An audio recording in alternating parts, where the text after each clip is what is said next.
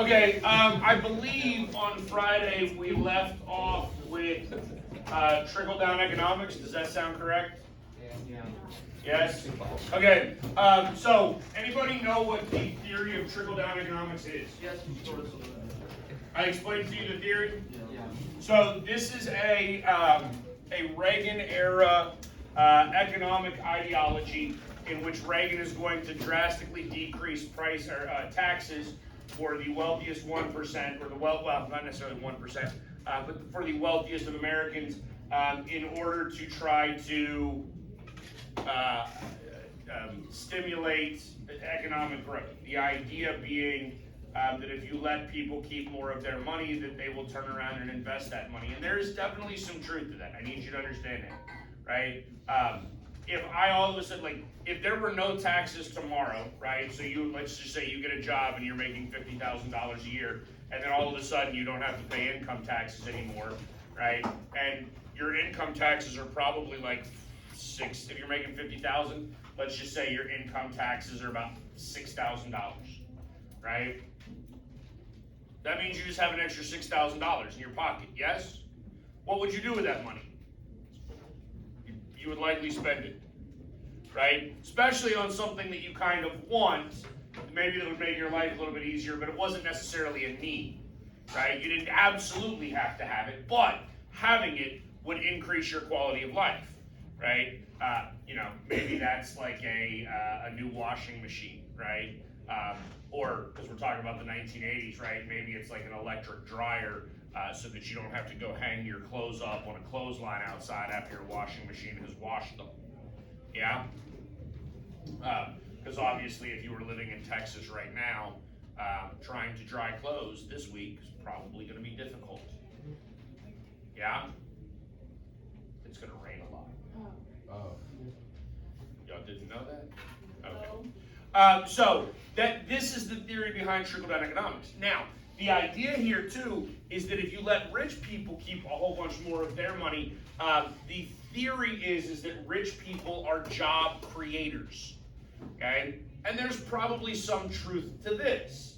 Okay? Because if you have somebody who has a small business, right, and they're making, let's just say they're making $100,000. Let's say they're making $200,000 a year, right? If they're making $200,000 a year, they're probably paying close to $50,000 a year in taxes, right?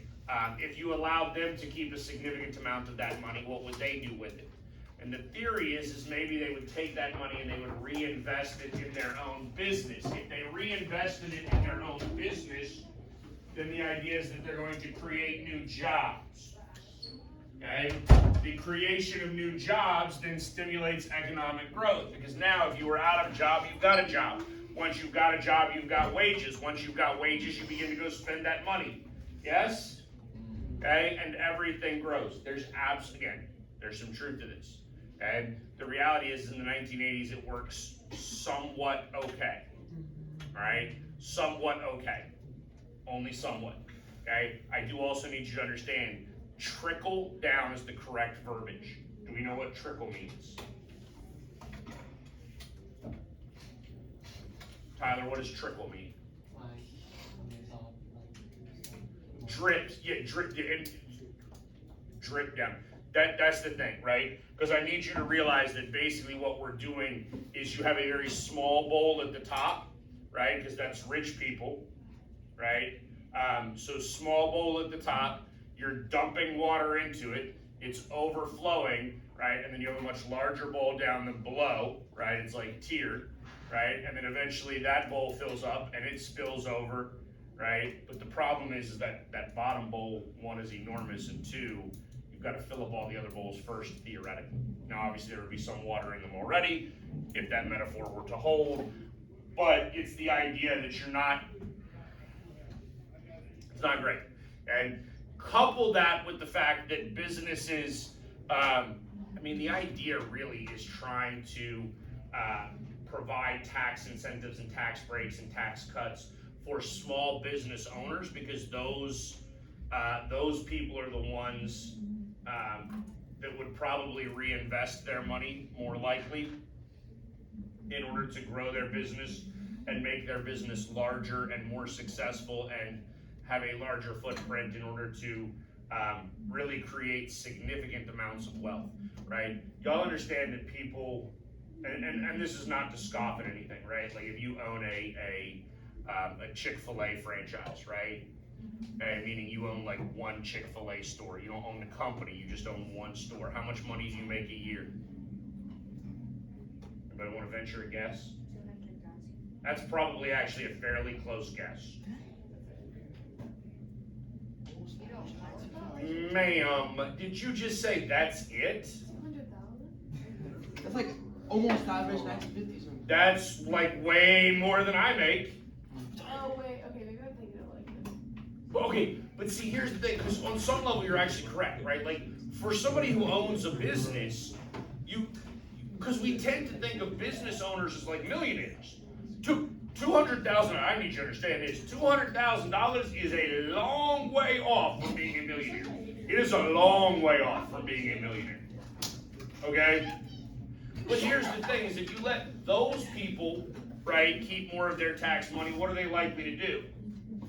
Maybe go and open up another Chick-fil-A somewhere else, right?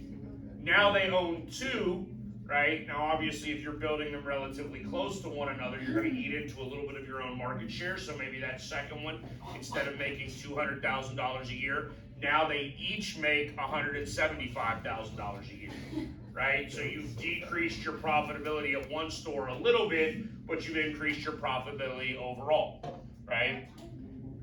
Now, once you've opened up a second store, what happens? You gotta go out and hire a bunch of people, you gotta go out and hire some middle management, right? Like some shift managers, maybe a general manager for the individual restaurants, right? Because now you can't be in both restaurants at the same time, so you gotta have like a boss for the individual building, right? As you continue to go and do this, if you own 5 or 10, let's say you own 10 stores now, all of a sudden at that point, you probably can't even get to all 10, maybe even in a week.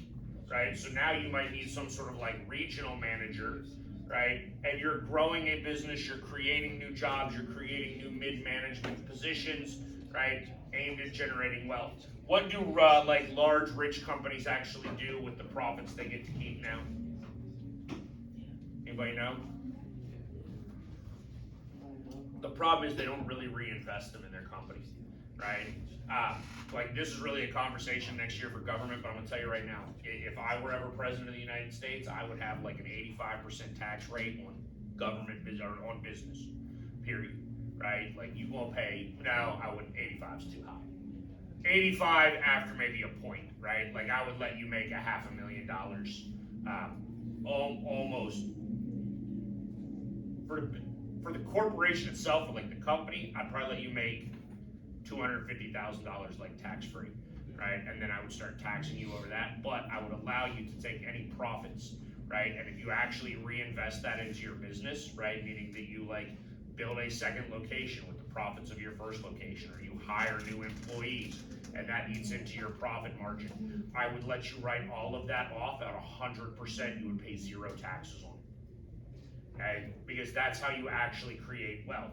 Instead, what large businesses today do is they simply go back and they buy up their own stock, right? In order to like give that stock to like upper management and vastly increase the wealth of upper management through like a non-payment, right?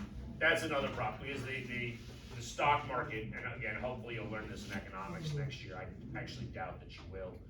Because it's probably more of a microeconomics concept, right? But the stock market is wildly problematic in the United States today, right? Because the stock market investments are tricky in terms of how they can be taxed, right? Because you really can't tax somebody on future gains, okay?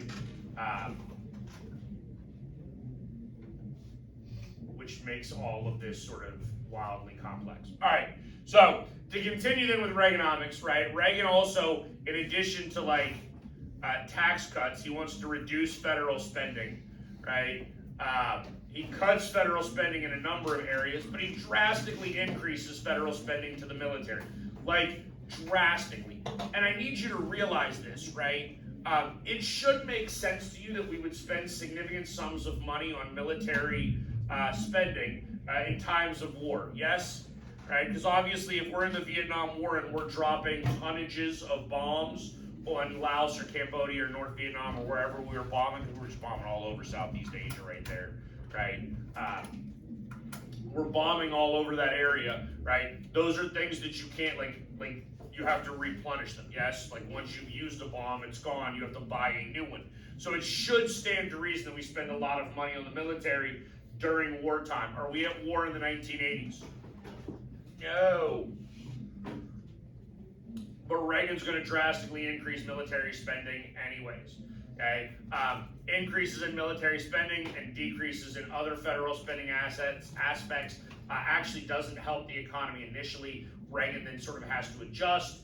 Good on Reagan that he actually adjusts. I will give him credit for that. He does make some adjustments. And so about halfway through his first term, things actually begin to turn around and they're actually getting significantly better.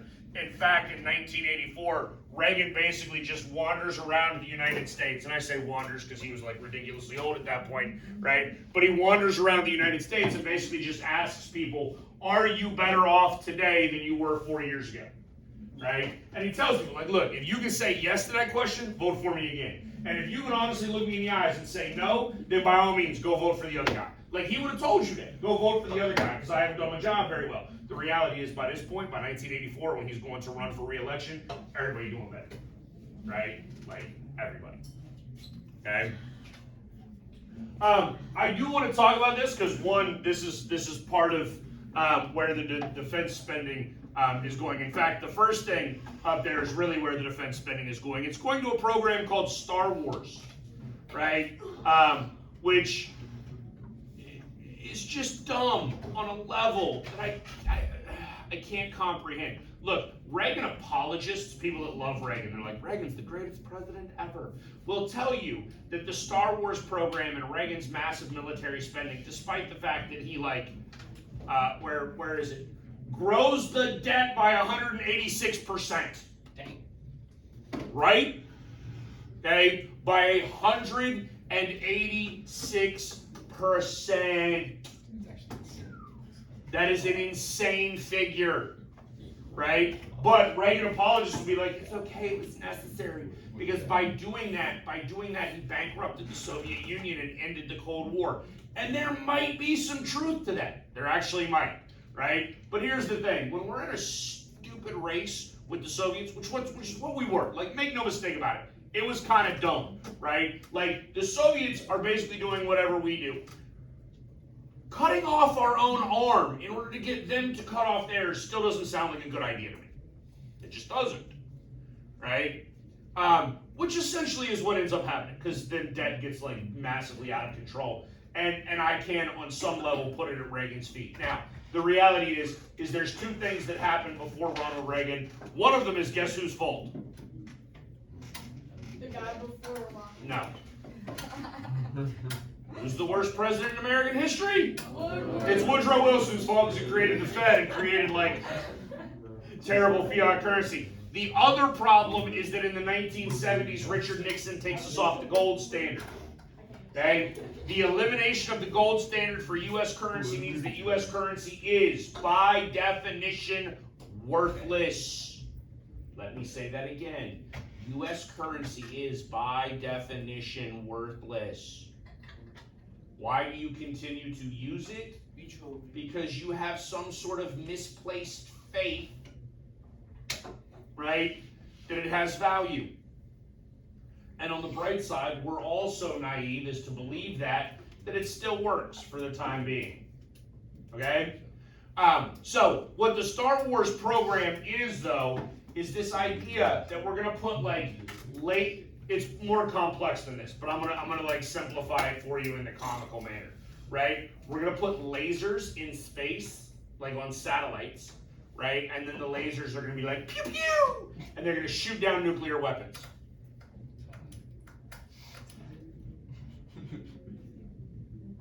Can we use lasers to shoot down things? No. Theoretically. No, we do not. Wait, there's like infrared in the air. Oh, okay, listen, just because Marjorie Taylor Greene told you that Jewish space lasers start wildfires in California doesn't make it true. Are you sure? Yes, I'm sure that Marjorie Taylor Greene is an idiot. I mean, most congressmen are, right? Don't worry. That's you'll learn about that next year. That's actually sadly true. That woman really did say that. Really? I have so many questions. Why Jewish? Why not Israeli space laser? I mean, like did a religion put them up there? I didn't know religions launched satellites. Like, is it Jewish people of all nations? Or just certain Jewish people that did? I don't know. I'm so confused by this woman. Okay. Other fun thing. I love, because I don't know if you know, I probably told you this. I grew up in West Virginia, yes? Right? You didn't know that? Yeah, you said. I did. Okay. So this is one of my favorite stories because it's like West Virginia folklore, right? There's a town in West Virginia called Vulcan, West Virginia. And when I say a town, I mean like 20 people live there. Okay?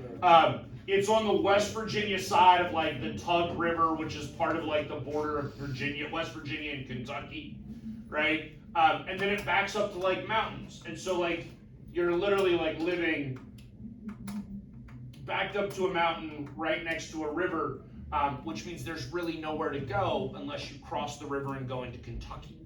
And there was a storm and the bridge washed out and the people of Vulcan were like, please like rebuild our bridge. And nobody would do it, right? Like they actually got to the point where they were trying to cross, like they would drive their car across the railroad bridge, which for the record, don't ever do that. It's incredibly dangerous. But what if you time it perfect? I feel like. Listen, dude, there have been people throughout history who have jumped out of airplanes without parachutes and miraculously survived. Do you want to take that chance? I don't. Depends. No, I'm good. I don't want to do that. Depends on the circumstance. Yeah, fair enough. Okay, so the mayor of Vulcan actually contacts the Soviet Union and asks the Soviet Union to build the bridge. And the Soviet Union was going to do it. They actually sent engineers to West Virginia to look at how to build the bridge and what the cost of building the bridge was going to be. And the Soviet Union, in the midst of the Cold War, was going to build a bridge over a river separating West Virginia and Kentucky. And then at that point, the United States government was like, we can't allow this. Like, we can't allow this. And actually paid for it, okay? As a part of this sort of ridiculous war. Now, I will say, and I do actually find this sort of fascinating. The man in the photo, and we should have talked about this beforehand, but we really didn't get to, but it's predominant with the ending of the Cold War because this is part of what ends up killing the Soviet Union, right? There are multiple World's Fairs that happen throughout history, right? Where you just get to go to like this fair and you learn about new technology and new science and all sorts of stuff, right? During the height of the Cold War, the United States and the Soviet Union would both go to these World Fairs and they would present like new things that they had invented, new technologies, new products, things like that. Again, this literally you can see sort of the bar there. This is the image of like the modern American kitchen where you have dishwashers and things like that because there's a quality of life concept. That guy sort of in the middle leaning over there, that is Richard Nixon, right? Going to this to try to show that the American way of life is better within the Cold War. All right, so back to the 80s now, and during the Reagan administration, there are a number of conflicts that occur. In fact, the U.S. is in a number of small conflicts, right? In 1983, the Marine barracks in Beirut, Lebanon, is bombed. Hezbollah claims responsibility. That is an Iranian-backed organization that we would actually put on that. I'm 99.9% certain is an organization that's on the terror watch list today, right? Marines, French troops, there was all kinds of UN peacekeeping troops that were in Lebanon in order to try to maintain the peace as a result of some conflict within the region that was Palestinian, Jordanian, and Syrian sort of in nature. And during the 1980s, we also had the appointment of the first woman to the United States Supreme Court. This is Sandra Day O'Connor. Reagan, and I think it's funny, right? Because y'all know Republicans talk so much junk about Kenyatta Jackson Brown. Is that her first name? Okay, so I pronounced it wrong. I don't normally say her first name. Jackson Brown, right? So this is our most recent addition to the United States Supreme Court, right? And Republicans will tell you like, oh my God, like that was the worst. Like Joe Biden's so terrible because he said like, I will only appoint a black woman, and that's just a stupid way to do things. Guess who said in the 1980s, I will only appoint a woman to the Supreme Court? Ronald Reagan, Republican hero Ronald Reagan.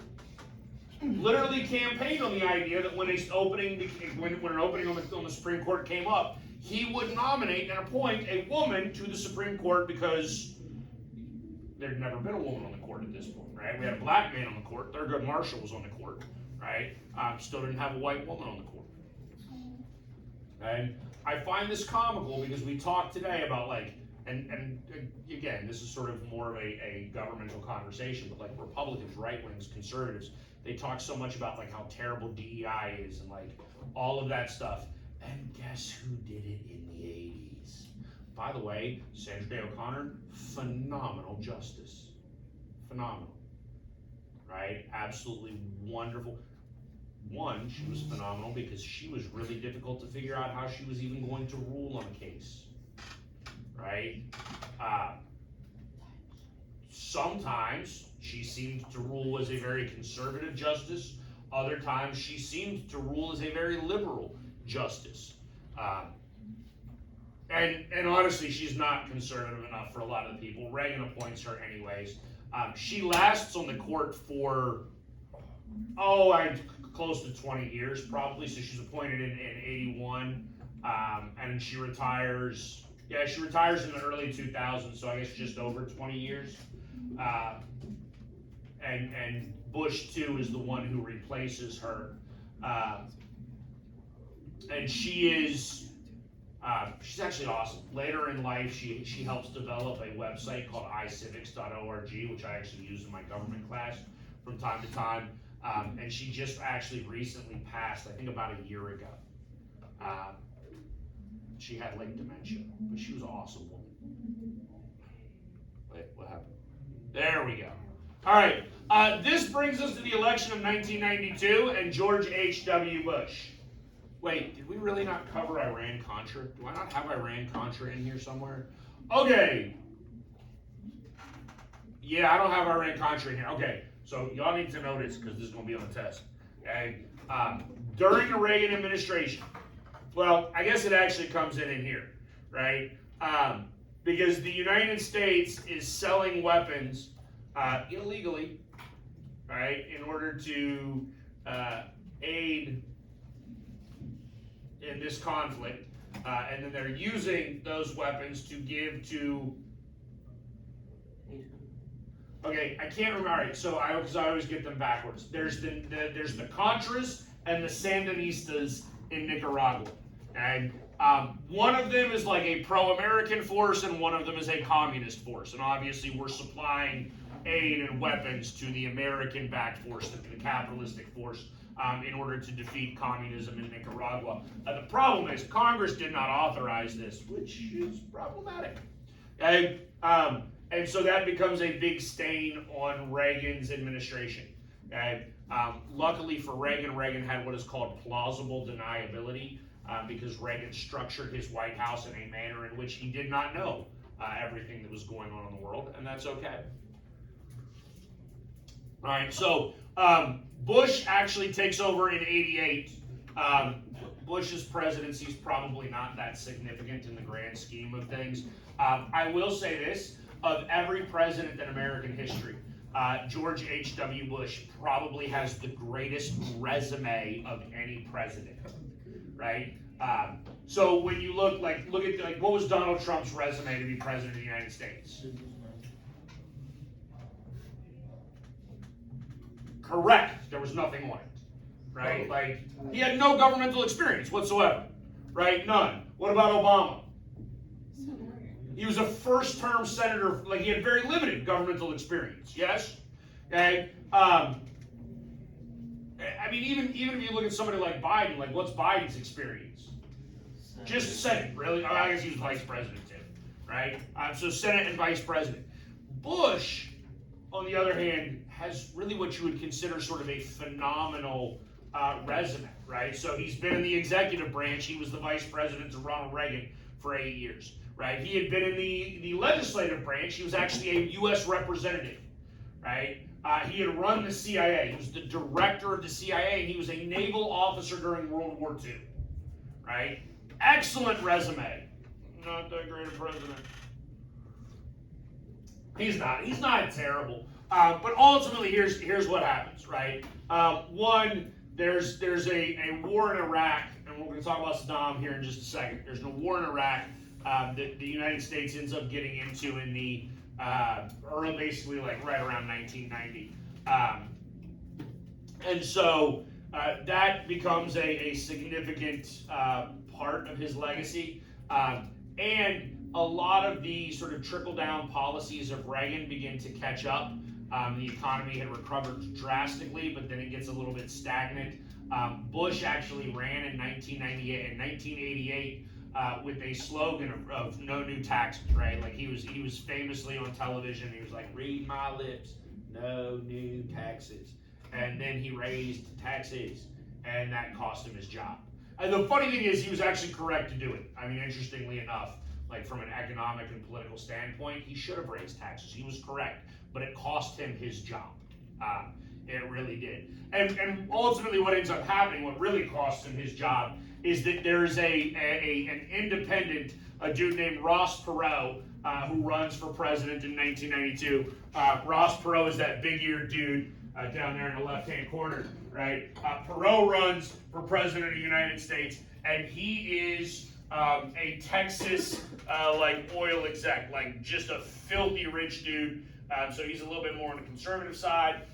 He eats into Bush's vote total relatively significantly.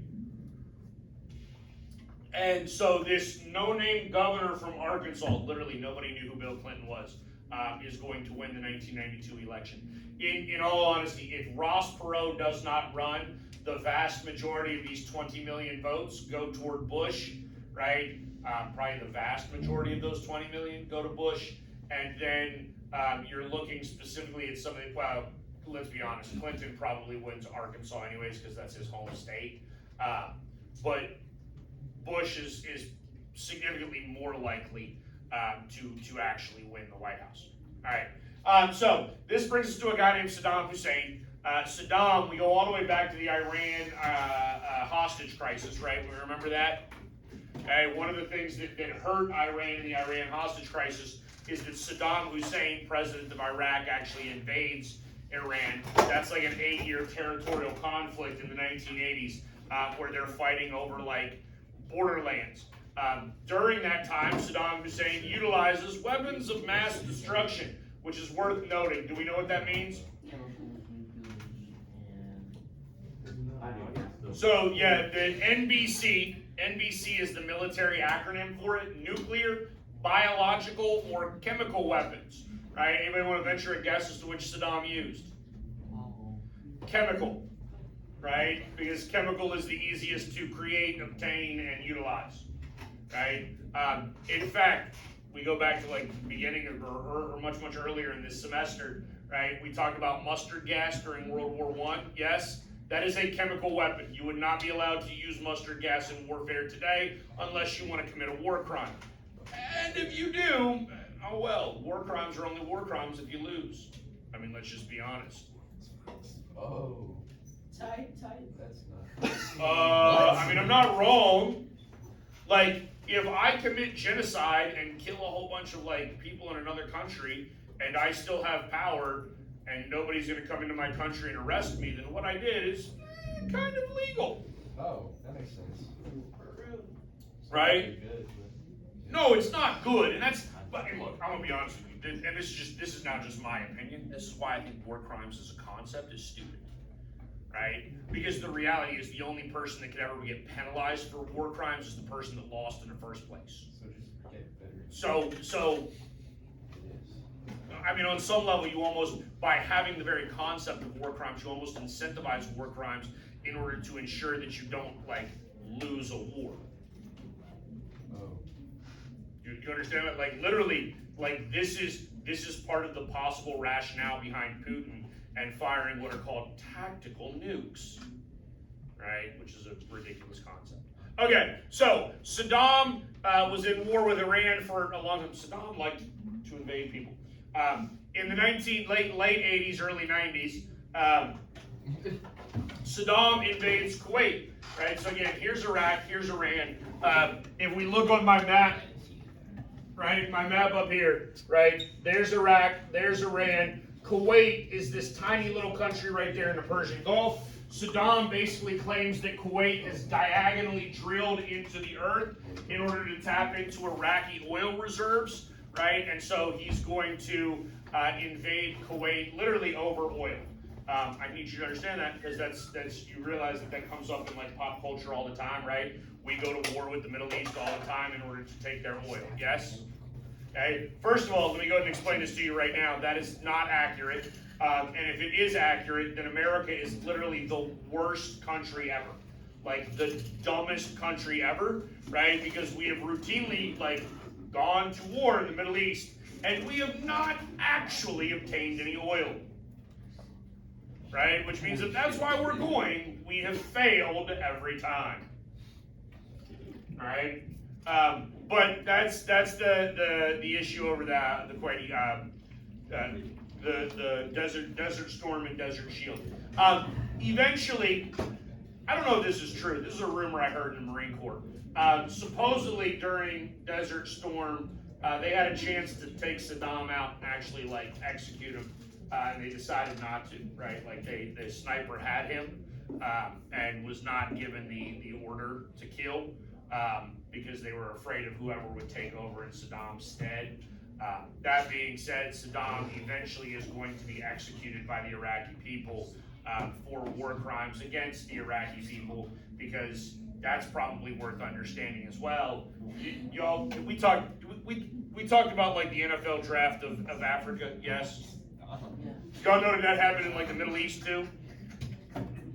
So if you don't understand, right, there are different subsets of Islam, right? Islam is on some level like Christianity, right? Like, you know, you have Baptists and Methodists and things like that, right? So in Islam, there are like Shiite Muslims and there are Sunni Muslims, okay? They don't like each other, okay? I don't know enough about like Islamic history, but They don't like not like each other.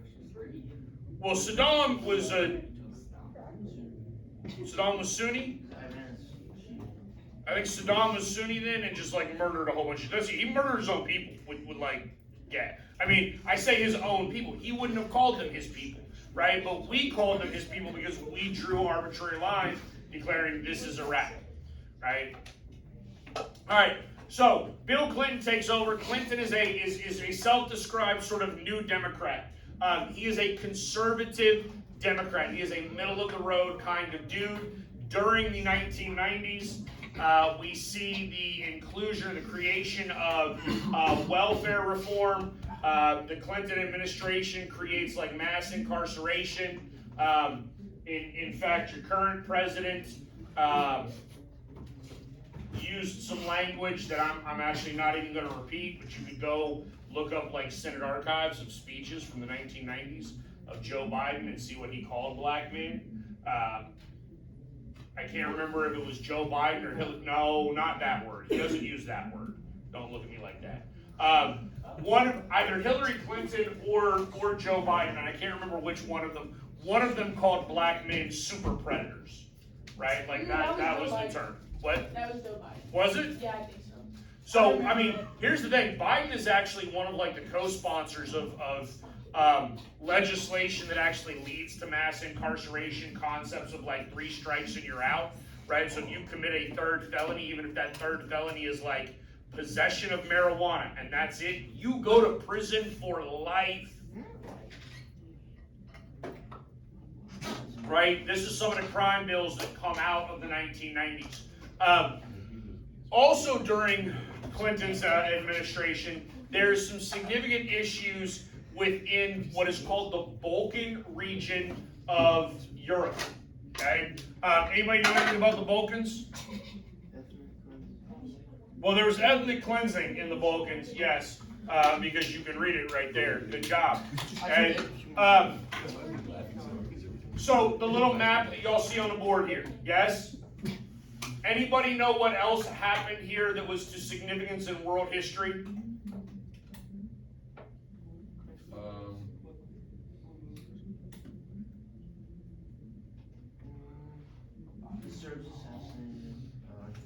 There you go, the Serbian assassination of Archduke Franz Ferdinand, which kicks off World War I. Okay, so understand this is a fairly tumultuous region of the world anyways. It's wildly complex in terms of like ethnic groups that are there. Believe it or not, because this is all Europe. Europe is not quite as ethnocentric as people might lead you to believe. Do you understand that? Meaning that like Scandinavians and like people from the Iberian Peninsula and people from Greece, those are all Europeans. They are not the same. Yes, we understand that? Not the same. Okay, so Clinton does have to deal with that. Clinton does get the U.S. involved in Kosovo and Bosnia and Herzegovina a little bit. In fact, Clinton bombed that region like more than anybody else. Right? In 1993, early on in the presidency of Bill Clinton, a Al-Qaeda terrorist, there's really no other word to use other than that, rented an Econoline van. Anybody know what that is? Like the big old Ford vans, like the full-size vans, you know what I'm talking about? Not a minivan, like a full-size van, right? More similar to what like Amazon delivers packages in today. Yeah? Y'all know what I'm talking about now? Now you know, because I said Amazon, right? So, what? The Econoline is kind of like a transit van. The dude rents one of those, right? Drives it to the World Trade Center, full of explosives, parks it in the garage, right? Which is in the subfloors, right? It's down like, yeah, like parks it way down. Lights like a 20-minute fuse, right? Hightails it out of there. It goes off. It creates all kinds of damage. Make no mistake about that. But because it was too deep, right? It ultimately doesn't like really cause anything to go down. Okay, but it is the first time that Al-Qaeda tries to take down the Twin Towers, right? Or tries to take down a World Trade Center building. So understand that. I do want you to realize, again, this is 93. This dude entered into the United States with an Iraqi passport claiming asylum, right? Meaning that he was claiming that he was sort of displaced as a result of Saddam Hussein's behaviors and Saddam Hussein using like weapons of mass destruction in Iraq. Okay? This is actually part of the reason why you have people claiming today that like the U.S. should stop taking asylum claims, right? Because asylum, just so you understand, if the U.S. like ever really fully does end up in a civil war, which may or may not happen, you never know. If you ever have to flee the United States, like international law says that you can claim asylum in another country, they can't kick you out, right? Unless there's an asylum hearing and the hearing deems that you're not like, but they can't just immediately turn you away, they have to let you into the country, okay? Which can be problematic. All right, this is not a real website, but I titled it www.thefuture.history because during the 1990s, we have the creation of the internet. Not really, the internet exists prior to this point. Do not believe the vice president, a man named Al Gore in the 1990s, he did not invent the internet, despite what he will tell you. Okay? Al Gore did not invent the internet. The internet started actually, like a lot of technological advancements, it started as a military operation, right? As a means of secure communication over significantly long distances for the military, okay? Now, in the 80s, we have the rise of the personal computer, the PC, right? We have an information age. We're actually going to take that technology, right? We're going to take that technology and we're going to move it toward civilian and commercial use, right? So now, all of a sudden, we have the internet revolution, right? Everybody's online, everybody's engaged. I actually tried to put like the little dial-up noise on here just so that y'all could hear it because it's kind of comical, right? So like back when I was your age, actually probably a little bit younger than y'all. Well, no, even your age. Even when I was in high school, we had what was called dial-up internet. So you'd have like a home phone line, right? And then literally you would like tell your computer to connect to the internet, and you would get like a little dial tone trill. You know what I'm talking about, like the. And then you would literally hear it dialing a phone number, right? And it would make all kinds of like weird random noises. And then eventually you would get on the internet, right? And then your mom would pick up the phone because she needed to make a phone call, and you'd get kicked off the internet, right? That's how it used to happen. But this does lead to, again, an internet revolution, what we call the dot-com bubble. There are all kinds of companies that go online and begin to generate wealth online. Significant wealth is beginning to be generated, right? One of the things that happens out of all of this, right? One of the things that happens out of all of this is that Amazon actually gets its start. Amazon started in the 1990s as an online bookstore. That's all Amazon sold was books in the 1990s. All right. The 1990s also sees a significant increase in the globalization of the United States, right? Or really, I guess, the globalization of the world, right? We have the creation of and the U.S. involvement with the World Trade Organization. We are beginning to link economies globally. This leads to significant a significant increase in the outsourcing of jobs within the United or from the United States into other countries. Right? Again, if you exist as a business entity in the United States, right, and you can go pay some, Filipino boy or, somebody from Laos, Cambodia, Thailand, China, wherever, right, Mexico for that matter, if you can pay somebody significantly less than what minimum wage is in the United States, in order to, we'll use Nike as an example, right? Nike makes a lot of their stuff in Southeast Asia. Okay, so Nike can pay a Vietnamese kid, right, like a 12-year-old Vietnamese kid, maybe $5 a week, right? You realize that's way better than what Nike can do in the United States, yes? Okay, a lot of this is a direct result of sort of the globalization of economies, all right, and the increased interaction.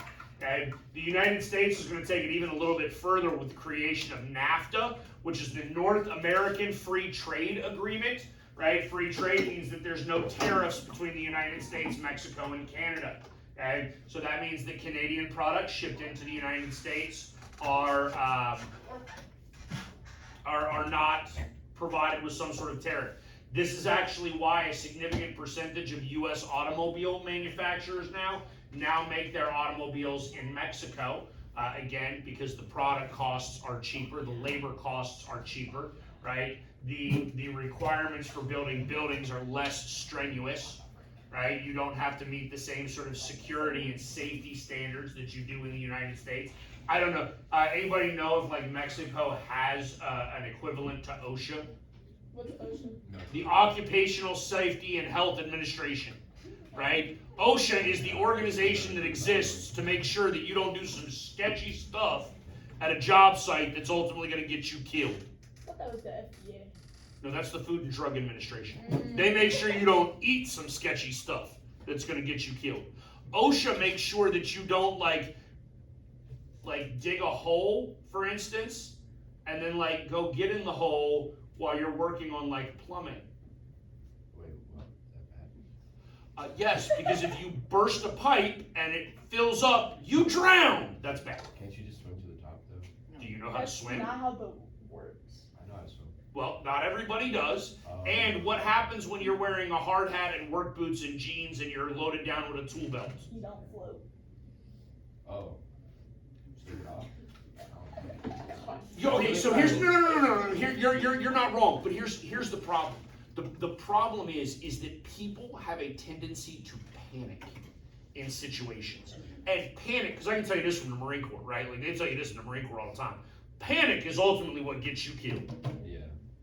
Okay?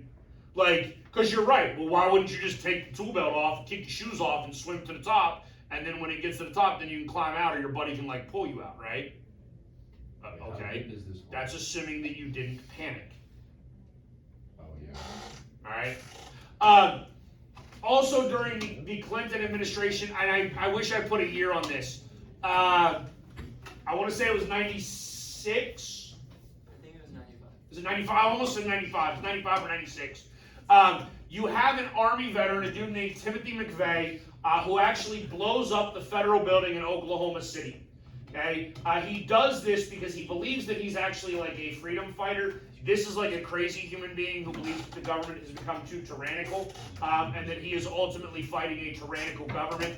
And he is using both Waco, Texas, right, where you had basically the botching of. Look, both of these, there's no justification for what the government does in either one of these instances, right? Waco, Texas is that David Koresh? I think it's David Koresh in Waco, and I don't remember the name of the family in Ruby Ridge. But ultimately, it's the government sort of strong-arming civilians and citizens, and McVeigh believes violating their basic rights.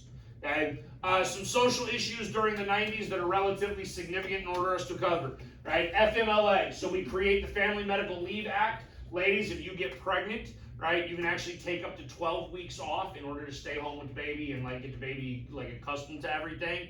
And you cannot be fired from your job. You cannot legally. Okay? Now, the difference between America and like other industrialized nations, you don't get paid. Right? There is no paid maternity leave unless your individual corporation offers that. Right? We have Don't Ask, Don't Tell, created in the 1990s. You can serve in the military if you're gay, you're just not allowed to be out in the closet. Stay in the closet, nobody can ask you if you're in the closet, right? Otherwise, we're good, okay? If you get caught out of the closet, you get kicked out, right? You get booted, okay?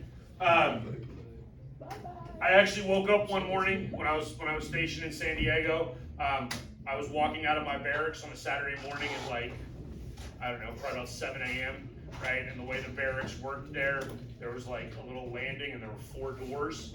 And this half was male, and then this like tower right here was female. And so I opened the door to mine, and a girl opened the door to her barracks door right across, and snuck her girlfriend out. And I didn't care. I wouldn't put a rat on her, mainly because I was also sneaking a girl out of my room, so I would also have been in trouble. So whatever. And we also have DOMA, which is the Defense of Marriage Act. It was actual federal legislation outlawing gay marriage. Gingrich and the Contract with America. This is a Republican conservative revival that already covers some of the things, right, that we've talked about. We're going to balance the budget. We're going to be real hard on crime, yada, yada, yada. Y2K ultimately turned out to be a big nothing burger. Oh, well. Sadly, we don't have time to talk about Bill Clinton's impeachment because we're running out of time. But Bill Clinton was impeached because he got caught cheating on his wife. That's actually not why he was impeached. He was impeached because he lied about it, so he technically perjured himself. And then there was like an obstruction of justice charge tacked onto that, because obviously if you're lying about your behaviors, you are obstructing justice. Ultimately, he's not convicted on either one. And we have the election in 2000, Bush v. Gore, one of the closest elections in American history. Really comes down to Florida. Ralph Nader in Florida got like a couple thousand votes. Bush only wins by 500. And then we have 9/11, and that is where the trade centers actually come down. And this dude right here is Steve Buscemi, who's an actor who used to be a New York City firefighter and actually went back and like helped dig people out and like loved the man for it. Didn't bring a camera through, like nobody knew that he did this for like 15 years. I did not know. Right? He's a really good actor too. Like Okay. He's in a lot of Adam Sandler stuff. Yes, that is an accurate statement. All right, guys, have a good day. Hey, you got a quiz tonight. Yes.